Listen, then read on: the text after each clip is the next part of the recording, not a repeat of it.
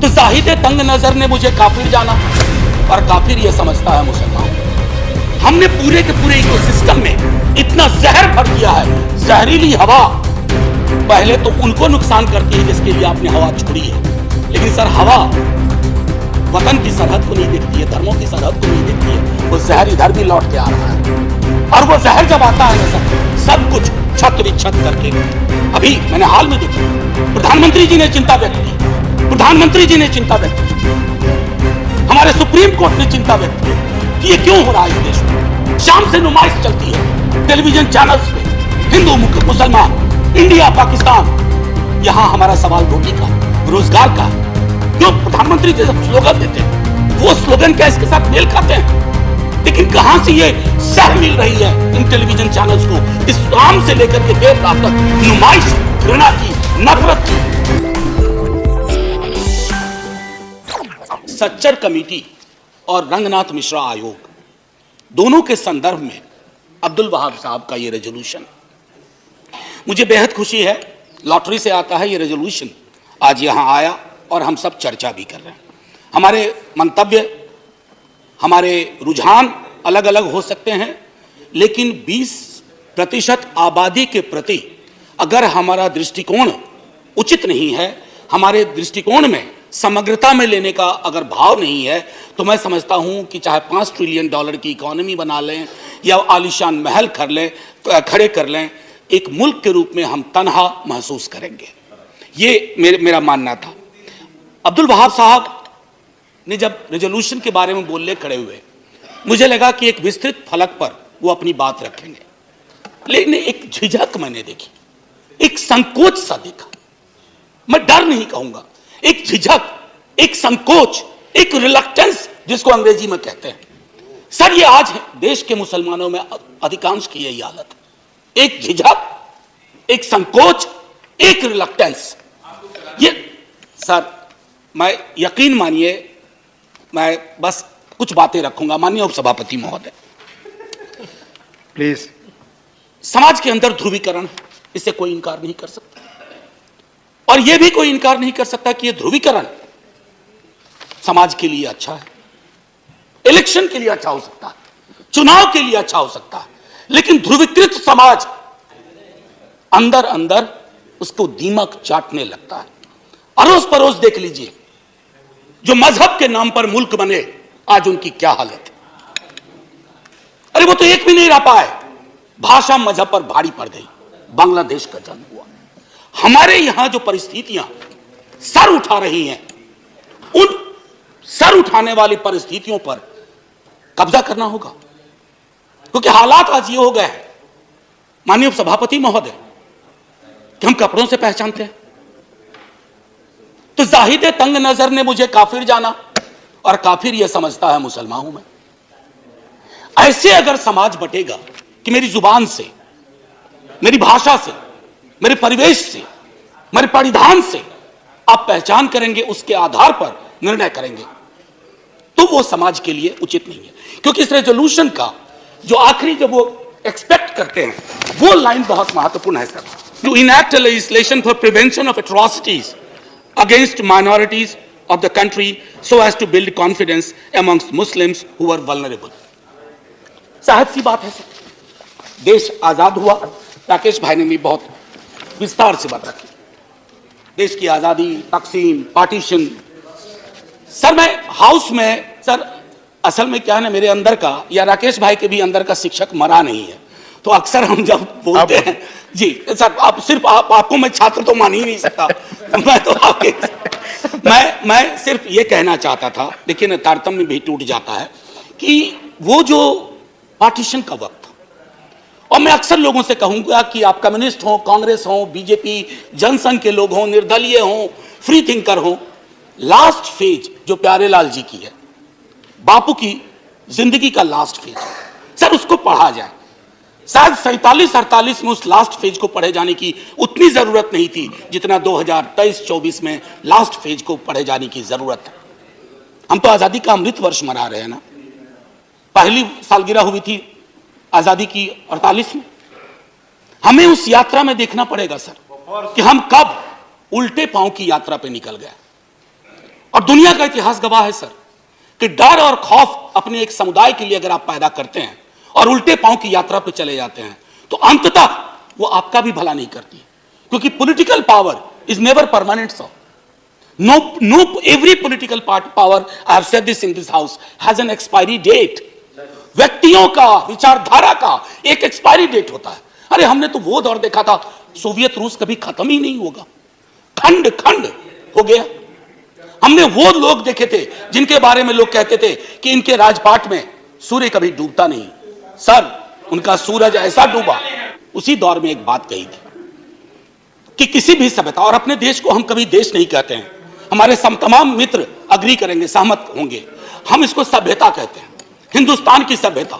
तो बापू ने कहा था कि जिस सभ्यता में माइनॉरिटीज के लिए जगह नहीं होगी उसको एक सार्थक दृष्टिकोण से नहीं देखा जाएगा, वो सभ्यता चूक सी जाएगी, उसके अंदर दिक्कतें पैदा होंगी. मैं बजटरी एलोकेशन में 1-2 मिनट लूंगा, उस पर बोलने से पूर्व एक बात कहूंगा कि डर और खौफ के इस माहौल ने इस देश में, जो मैंने झिझक की बात की अब्दुल वहाब साहब की, वो झिझक जो मैंने कहा कि वो मैं अपने स्टूडेंट्स में देखता हूं सर. मुश्किल हालात से आते हैं, पीएचडी के लिए मेरे पास सब्जेक्ट देते हैं और मैं देखता हूं कि वो सब्जेक्ट कुछ और देना चाहते हैं लेकिन चुनते हैं ऐसा विषय जो उनके हिसाब से उनके मुस्लिमनेस को बचा ले. ये क्यों हो रहा है सर? ये नहीं होना चाहिए ना. मैं तकरीबन, मेरे अंदर 20 पीएचडी हुई है और ये पहले नहीं. मैं आग्रह करूंगा, प्लीज प्लीज हाथ जोड़ के विनती, कुछ अनुभव साझा कर रहा हूं. 20 पीएचडी हुई है. आप पिछले 7-8 वर्षों में देखता हूं कि मुश्किल हालात से आ रहे हो. किस बात पे पीएचडी करनी है? डल लेक के इकोलॉजी पे. अरे साहब, फिर बात करता हूं, सर लगा कि यहां सेलेक्ट होगा कि नहीं होगा ये सब्जेक्ट. सर ये क्यों हुआ है? हमने पूरे के पूरे इकोसिस्टम में इतना जहर भर दिया है. जहरीली हवा पहले तो उनको नुकसान करती है जिसके लिए आपने हवा छोड़ी है, लेकिन सर हवा वतन की सरहद को नहीं देखती है, धर्मों की सरहद को नहीं देखती है. वो जहर इधर भी लौट के आ रहा है और वो जहर जब आता है ना सर, सब कुछ छत विच्छत करके. अभी मैंने हाल में देखा, प्रधानमंत्री जी ने चिंता व्यक्त की, प्रधानमंत्री जी ने चिंता व्यक्त की, हमारे सुप्रीम कोर्ट ने चिंता व्यक्त की कि ये क्यों हो रहा है इस देश में. शाम से नुमाइश चलती है टेलीविजन चैनल्स पे, हिंदू मुसलमान, इंडिया पाकिस्तान. यहां हमारा सवाल रोटी का है, रोजगार का है. क्यों? प्रधानमंत्री जी जब स्लोगन देते हैं, वो स्लोगन क्या इसके साथ मेल खाते हैं? लेकिन कहां से ये सह मिल रही है इन टेलीविजन चैनल्स को? इस्लाम से लेकर के देर रात तक नुमाइश, घृणा की, नफरत की. बहुत मुश्किल है सर. और मैं पहले भी कहा हूं, कई दफा मुझको अब सेंस ऑफ डेजावू होता है बोलते वक्त. इतनी बार ये बातें कही हैं सदन में, बाहर जब मित्र मिलते हैं वो भी ये कहते हैं, वो सहमत हैं कि ये चीजें नहीं होनी चाहिए. सर अब देखिए, कई दोस्त, कई हमारे स्टूडेंट, मैं अपनी पीड़ा शेयर करना चाहता हूं. मेरा एक स्टूडेंट है सर, मेरा एक स्टूडेंट है, उसका नाम है मीरान हैदर. वो जेल में है सर. अभी हाल में आपने देखा होगा कि माननीय उच्च न्यायालय का एक ऑब्जर्वेशन आया कि आप स्केप कोट बना रहे हो, चाहे उमर खालिद हो, खालिद सैफी हो, सरदिल ईमान हो, गुलफिसा हो, शिफाउर रहमान हो, या मीरान जो अपने स्टूडेंट का मैंने जिक्र किया. सर जो ऑब्जर्वेशन कोर्ट के आ रहे हैं, अक्सर होता है क्विटल होता है, हो जाता है, इनके ऊपर कुछ नहीं था. 8 साल बाद सर दुनिया में इजाद नहीं हुई वो विधा कि उसके 8 बरस लौटा दिए जाएं. मेरे स्टूडेंट्स हैं, एक 4 बरस जेल में काट करके आया, एक्विटल के बाद कोई आरोप नहीं था, लेकिन उसका 4 बरस वापस कर सकेंगे हम? ये हालत है सर एक एवरेज मुसलमान की. मैं अभी भी कह रहा हूं कि हमारी संसद में अभी भी ये ताकत है कि अब्दुल वहाब ये विषय लाते हैं और इस पर चर्चा होती है. थोड़ी मतभिन्नता होगी, लेकिन इस जो हमारी ताकत है ना लोकतंत्र की सर, इस ताकत को बचा के रखेंगे तो भरोसा होगा हर समुदाय का. इसकी जरूरत है सर. एक मैं कहना चाह रहा था डिडक्शंस को लेकर के, मेरे कई साथी कह चुके, मैं रिपीट नहीं करूंगा. टोटल बजटरी एलोकेशन, मेरे मित्र कह रहे थे कि हम एक नजर से देख रहे हैं, एनोमलीज थी स्कॉलरशिप में. नहीं सर, सरकार खुद एडमिट की है मेरे सवाल के जवाब में कि 90% एक्सपेंडिचर नहीं हुआ. ये ऑन रिकॉर्ड है सर, 90%. ये मैंने दिसंबर 22 में मुझको ये जवाब दिया. 4000 करोड़ यूटिलाइज नहीं हुए थे. ये क्या दिखाता है सर कि पूरा का पूरा नजरिया हमारा इस समुदाय को लेकर के बहुत एस्क्यूड है। बहुत तारीफ होती है, बुलडोजर बुलडोजर बुलडोजर। हमने तो यूके के पीएम को भी बिठा दिया बुलडोजर पे। सर बुलडोजर चला दो, हम पर भी चलवा दो प्लीज। मैं यही कह रहा हूं सर, बुलडोजर जिस देश में सेलिब्रेट किया जाने लगे, उस देश में ये वक्त आ गया है कि लोग गंभीरता पूर्वक सोचें, क्या बुलडोजर प्रतीक हो सकता है किसी भी चीज का? अगर है तो कोर्ट को क्यों कहना पड़ता है? माननीय न्यायालय ने कहा फिर तो हमारा काम हम पर ताला लगा दो, बुलडोजर चला दो। और किसी को बुलडोजर बाबा के नाम से सेलिब्रेट किया जाता है। अब पता नहीं वो कैसे कंफर्टेबल है उस नाम के साथ, मैं तो नहीं। सर मेरा ये कहना है कि जितने भी ह्यूमन राइट वॉच की रिपोर्ट देखें आपको स्पष्ट तौर पे मिलेगा, देश की और बाहर की मॉब लिंचिंग, हेट क्राइम्स, ये क्यों बढ़ रहे हैं 8 वर्ष में 9 वर्ष में अचानक मेरे देश में? ये गांधी, नेहरू, आजाद, अंबेडकर का देश है। मैं जानता हूं नेहरू को लेकर के आपके अंदर बड़ी दुविधा रहती है। एक डिमोलिशन स्क्वाड है नेहरू को खत्म करने का, और मैंने इसी सदन में कहा है नेहरू कांग्रेस की प्रॉपर्टी और कॉपीराइट नहीं है, नेहरू इस देश की विरासत है। जितना हक नेहरू पे कांग्रेस का है, एक एक हिंदुस्तानी का है। मैं जानता हूं कि कांग्रेस के दूसरे प्रधानमंत्रियों के लिए आपको उतना नहीं करना पड़ेगा, नहीं मेहनत करते हैं अटैक करने में, नेहरू पे करते हैं, क्योंकि नेहरू अभी भी दीवार बन के खड़े हैं पार्लियामेंट्री डेमोक्रेसी को प्रोटेक्ट करने के लिए। उस दीवार को जब तक आप नहीं गिराएंगे तब तक आप अपना रियलाइज नहीं कर पाएंगे goal, whatever ulterior motives you have.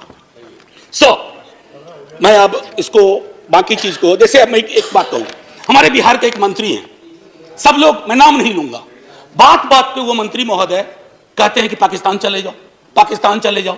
ना उनको क्षेत्रफल का अंदाजा है पाकिस्तान का, ना उनको कॉम्प्लिकेशन पता है कि पाकिस्तान कैसे भेजोगे अरबों लोगों को। मुझे तो एक ह्यूमन राइट एक्टिविस्ट अस्मा जहांगीर जी को आप जानते होंगे, मैं उनके स्मृति में एक भाषण के लिए मुझे बुलाया गया, मुझे मना कर दिया गया।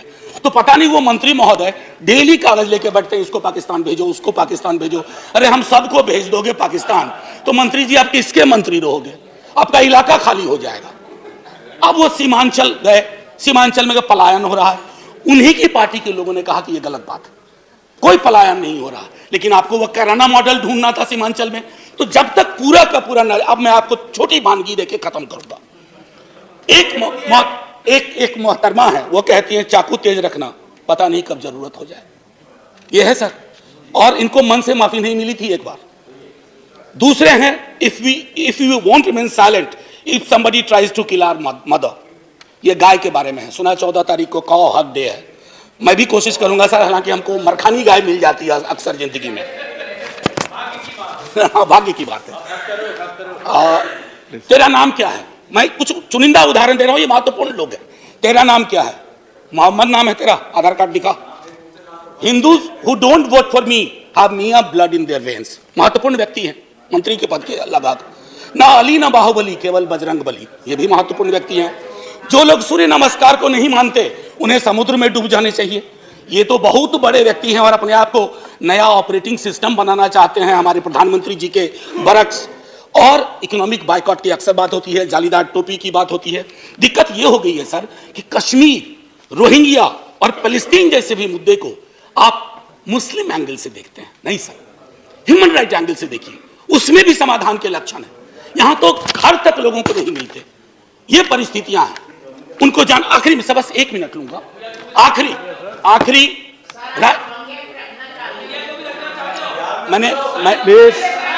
Please no cross talking. आपको मौका मिलेगा बोलने का, अगर तो आप बोले। आपने सुना नहीं, मैंने कहा कि इन मुद्दों को भी मुस्लिम एंगल से मत देखो, बस।